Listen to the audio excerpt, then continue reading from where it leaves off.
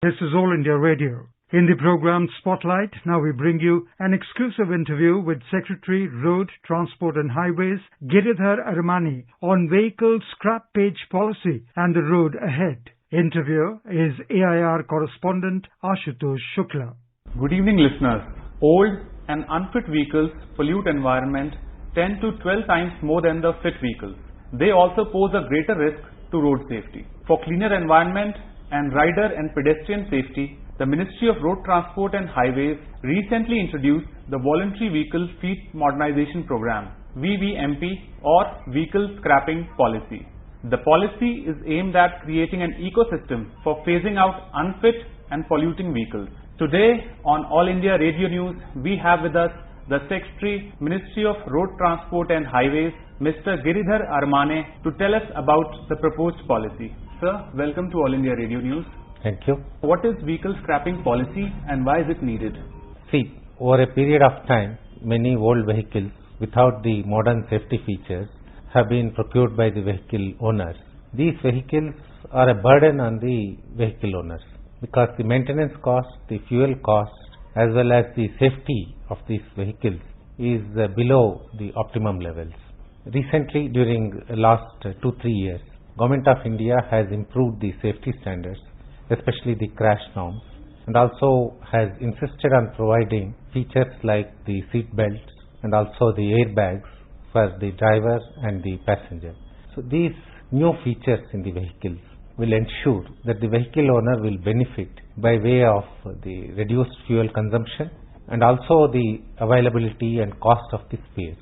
Further, the fatalities in case of road accidents will also come down by a substantial number if the car fleet is modernized. So it is essential for the benefit of the vehicle owner that they scrap their old cars and go for a modern car with the necessary safety features and more efficient engines. What would be the benefits of vehicle scrappage policy for the auto sector? Auto sector also has developed new models.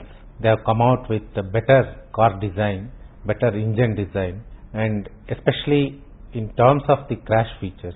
Now we have many new models which conform to the international, European and American safety standards. So which means that the new models offer better value for money for the vehicle owners, which also implies that as the vehicle owners buy new models, the growth in the automobile industry will also be much more than it was previously. So in terms of benefit to the automakers, there will be increase in the sales, there will be increase in the value of the cars sold. So it's a win-win situation for both automobile industry and the vehicle owners. What incentives are being provided to promote scrapping of old vehicles? Firstly, the vehicle owner will get a lot of benefit through the fuel efficiency and reduction in the maintenance cost. That has to be taken into account before looking at the incentives government is offering. The value of the benefits which the vehicle owner will get because of the better features of a new vehicle will be much more than the incentives which we are trying to provide. We have come up with a policy that the road tax has to be cut by the state governments up to 25% for the new vehicles purchased by scrapping their old vehicles. We have also waived off the registration fee. Further, the Association of Automobile Manufacturers is also going to offer some discount on purchase of new vehicles on the certificate of deposit for the scrapped vehicles. All in all, the benefit is going to be substantial.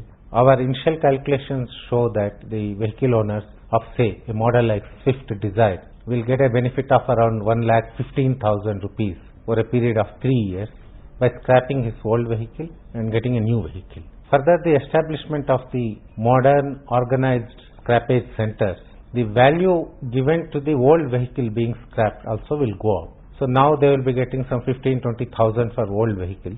It will go up to say 40,000, 45,000. So that is also going to be a benefit because of the new policy and the new infrastructure government is going to build. What criteria would be used to decide whether a vehicle would be scrapped? Vehicle scrappage norms are different in different countries. Say, for example, in US or UK or even Germany, incentives were given to the vehicle owners and also to the industry to scrap vehicles older than 8 years or 10 years. But in India, especially with the per capita income being very low and affordability of a automobile being also very difficult, we thought that age limit shall not be the criteria for determining whether a vehicle is end-of-life vehicle or not. So we decided that we will look at the fitness level of the vehicle, whether the vehicle's engine, the fuel efficiency conform to the PUC norms we have set up. So if the engine produces lot more pollutants than the norm, then it has to be scrapped. So we said that if the vehicle does not conform to the fitness norms, say after 20 years for a private vehicle and 15 years for a commercial vehicle, it has to be scrapped compulsorily. If it fails in the fitness test and the owner has got the facility to ask for a retest, if it fails in the retest, then he has to scrap. We also have provided a appellate provision where he can go to the appellate authority and say that my test was not done properly or my test has certain defects, so please do it again. So that appeal provision also has been included in the guidelines we have issued for scrappage of the vehicles. How many vehicles are expected to be impacted by this policy? Our database shows that there are around 1 crore of vehicles in the country which do not have fitness certificate. Many of them are also not registered, in the sense that after 20 years a vehicle has to come for re-registration to us. So these vehicles have not come to us even for re-registration, which means that either they are plying on the roads without registration or they are lying somewhere idle in some scrap yard or some place without getting struck off from the books. So our estimate will be around 1 crore or slightly less or more than that. How much fitness test going to cost? Fitness test cost will depend on the type of vehicle. Say for a four-wheeler car, personal vehicle, it will be 300-400.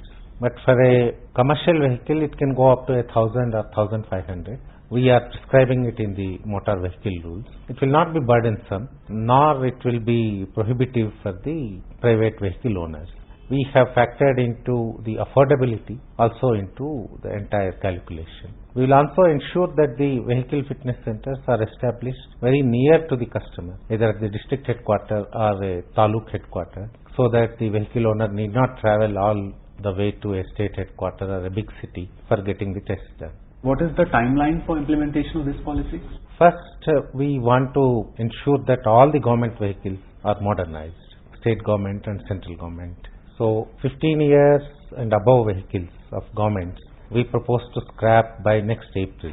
And later, a year after that, from 2023 onwards, heavy commercial vehicles need to be scrapped if they do not conform to the fitness levels prescribed under the rules. The personal vehicles, we plan to implement this from 2024 June onwards. The policy also proposes to set up vehicle scrapping centers. Can you tell our listeners more about it? At present in the country, we have the vehicle scrappage in the informal sector. Unorganized sector units located in major cities generally buy the vehicles and do the dismantling manually. They do not have any machinery available with them. The manual processes are not efficient.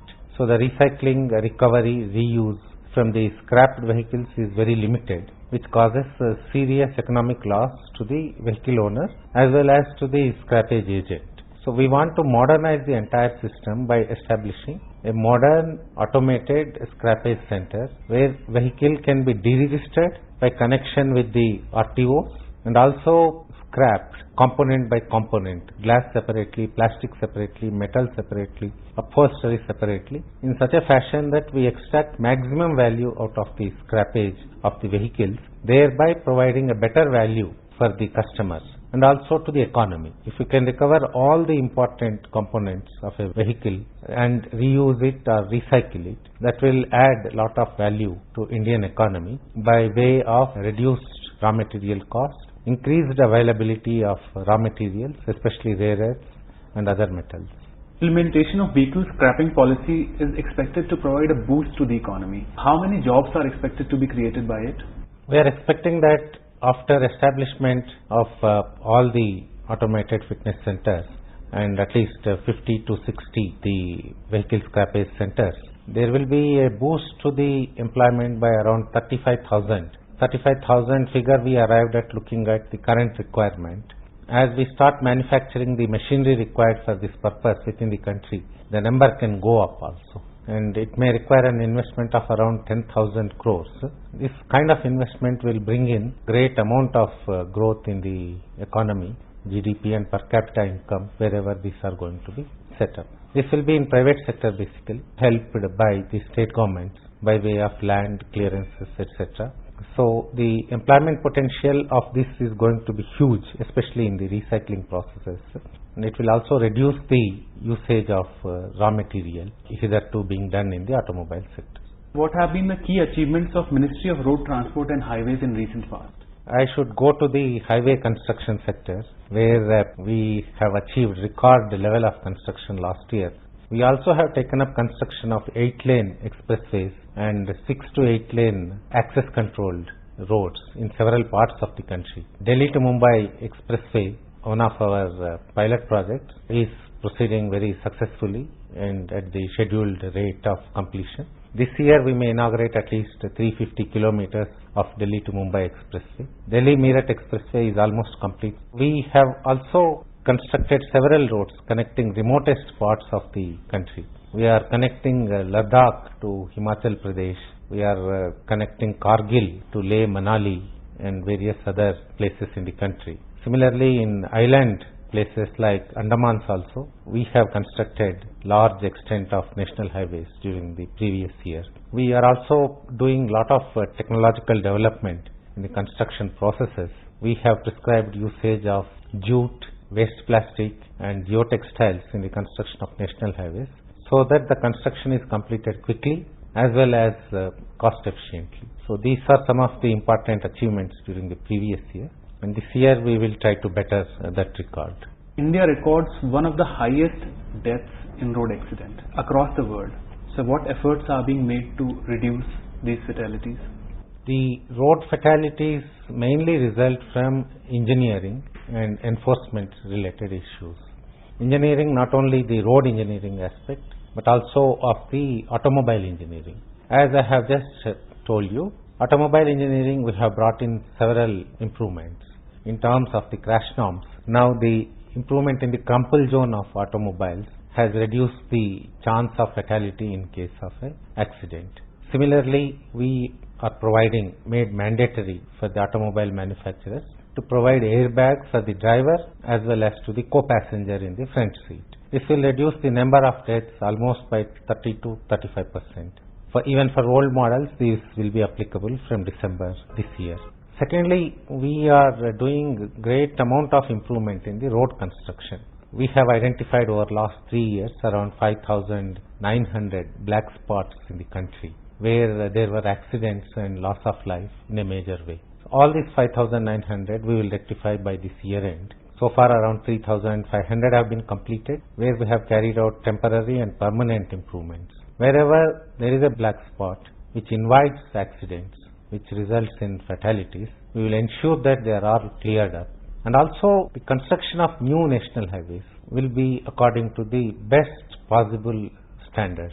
We do the safety audit, the design stage itself, while construction, and after construction we'll continue to do the safety audit every few years so that no black spot develops over these roads over a period of time. We have identified more than 200 choke points on the national highways, which we are trying to widen and improve so that these points do not become again a new black spot. What is the vision of your department for the future? We want to provide a very safe, very efficient highway facility to our people. All citizens must be able to utilize these roads in a safe fashion with very little cost. Our main aim is to improve the logistics cost to the global standards, that is around 8% of the total economy and not the 14% which it is now.